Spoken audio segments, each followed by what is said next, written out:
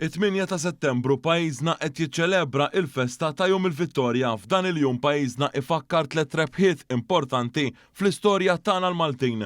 Bħallum fl-1565 il-Kavallieri u l-Maltin rebħu kontra l-qawwa tal-Imperu Ottoman fl-assedju l-kbir li kien ilu għaddej minn Mejju ta' dik is-sena.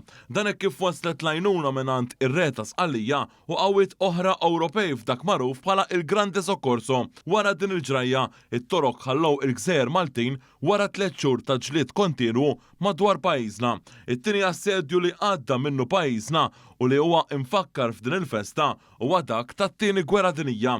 F'dan il-jum fl-1943 it-Taljani ċedew l-armi u kawżat hekk waqaf il-bombardament mill-qawwiet tal-Assi f'din il-gwerra. Minn barra dawn iż-żewġ ġrajiet storiċi fil-bidu Settembru tal-1800 il-Maltin rebħu kontra l-qawwa Franċiża hekk kif ħallew pajjiżna wara sentejn ta' mblokk. Il-Franċiżi issakru fl-bliet iffortifikati f'Settembru tal-1798 hekk kif il-Maltin qamu kontrihom minħabba li kienu imxebbajn bis-serq mill-knejjes u anke kriżi bla preċedent fl-ekonomija. Apparti dawn it-3 ġrajiet storiċi fit-8 ta' Settembru, il-Knisja Kattolika tfakkar il-festa ta' Marja Bambina. B'din il-festa tkun iċċelebrata f'erba' lokalitajiet li huma l-Isla, in-Naxxar, il-Mellieħa u x-Xahar Għawdex.